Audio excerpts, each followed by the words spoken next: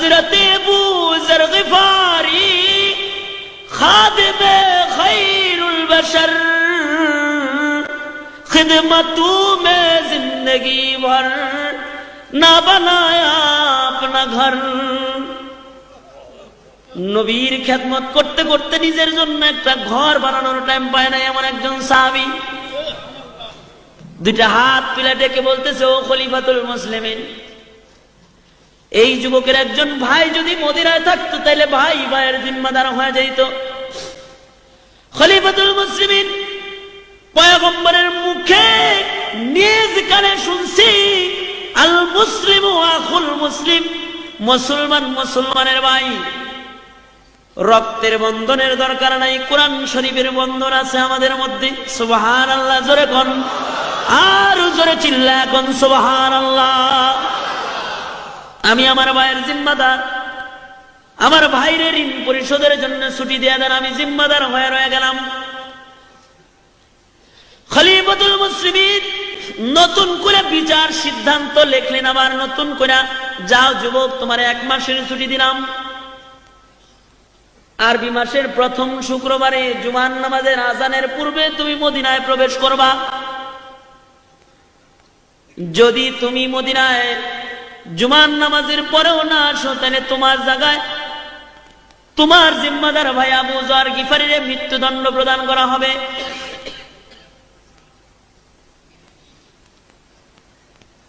নওজোয়ান যুবক ঋণ পরিশোধের জন্য যাত্রা আরম্ভ করলো নিজের বাড়ির দিকে। খলিফাতুল মুসলিমিন পিতার হত্যার দাবিতে বাদী পক্ষ যে দুইজন, তাদের নায়িকা বললেন, আপনারাও চলে যান। আরবি মাসের প্রথম শুক্রবারে জুমার নামাজ মদিনার পয়গম্বরের মসজিদে আপনারা পড়বেন। জুমার নামাজের পরে নওজোয়ান যুবক যদি ফেরত না আসে, তাহলে আবু যররে গলা কাইটা হইলেও আপনাদের বিচার আপনাদেরকে দেওয়া হবে। নওজোয়ান যুবক বাড়িতে চলে গেছে। বাড়িতে যা ঋণ পরিশোধ করার জন্য ইহুদির কাছে গেছে। ঋণ পরিশোধ করে নওজোয়ান যুবক বাড়িতে আইসা সুন্দর সুন্দর জামা কাপড় গুলা পরিধান করছে। দ্রুতগামী একটা ঘোড়ারে সুন্দর করে সাজাইছে, সজ্জিত হয়ে আতর গোলাপ মাইকা মার কাছে যায় বলে, মা গো, মা, ও মা, আমি তোমার সন্তান। মারে, তুমি তো চাও না তুমি হাসরের ময়দানে খুনি সন্তানের মা হয়ে দাঁড়াও। মাগো, জীবন ভর তুমি আমার সেবা করছো মা, আমি তোমার কোনো সেবা যত্ন করতে পারি নাই। মা, বাড়ির থেকে যখনই বের হইছি তখনই আমি তোমার কাছ থেকে বিদায় নিয়ে বের হইছি, আবার আইছি। মা গো, আজকে একটা বিদায় নিবার চাই মা, এটা জিন্দেগির শেষ বিদায়। মা গো, তোমার হাত দুইটা আমার মাথার পরে রাখো মা। মা গো, দুধের দাবিটা মাফ করে দিও। আমি মদিনায় চললাম পাক পবিত্র হইবার জন্য।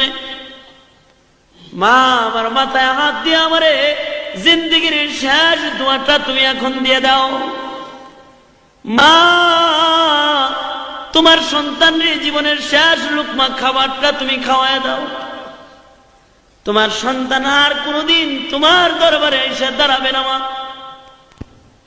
বাবার কাছে দেখো, বাবা গো, ও বাবা, দেন ওই বুকটা একটু দেন।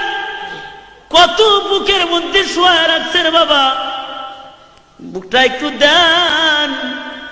জিন্দগির শেষবারের মতো আমার বুকটা আপনার বুকের সাথে একটু লাগায় যায়। বাবা গো, আমার বিচার হইব মদিনায়। পিতামাতার কাছ থেকে জিন্দগির শেষ বিদায় নিয়ে নওজোয়ান যুবক যাত্রা আরম্ভ করছে মদিনার দিকে। এদিক দিয়ে মসজিদের নববীতে জুমার নামাজের আজান হয়ে গেছে, এখনো পর্যন্ত কেউ মদিনায় আসে নাই। খলিফাতুল মুসলিমিন হযরত উমর পত্রবাহক পাঠিয়ে দিয়েছেন আবু যর গিফারির বাড়িতে। আবু যর জীবনের শেষ জুমার নামাজ পড়াইবার লাইগা মসজিদে নববীতে আইসা যান। আপনার জিন্দেগীর শেষ জুমা আজকে মদিনায় হইতে পারে। আপনার ভাই যদি ফেরত না আসে তাহলে আপনার ভাইয়ের জায়গায় আপনার মৃত্যুদণ্ড প্রদান করা হবে।